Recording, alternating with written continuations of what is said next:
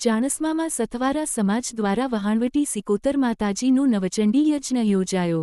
ચાણસ્મા શહેરમાં આવેલ સથવારા સમાજ દ્વારા વહાણવટી સિકોતર માતાજીનું નવચંડી મહાયજ્ઞનું આયોજન કરવામાં આવ્યું હતું, જેમાં મોટી સંખ્યામાં સમાજના લોકો તથા બહારથી આવેલી દીકરીઓ હાજર રહી હતી અને તમામ દીકરીઓને ભેટ સોગાદ રૂપે કાંસાની થાળી, વાટકી તથા રોકડ રકમ આપવામાં આવી હતી।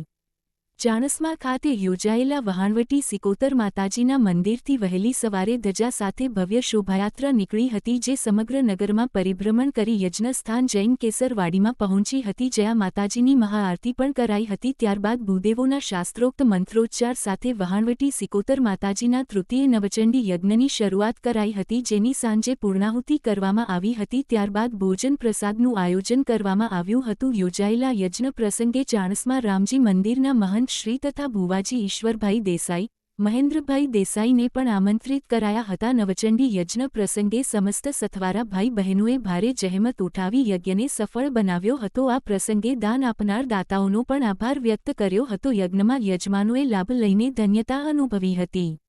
રિપોર્ટર પ્રવીણભાઈ સથવારા। અમારી ચેનલને લાઇક કરો, શેર કરો, સબસ્ક્રાઇબ કરો।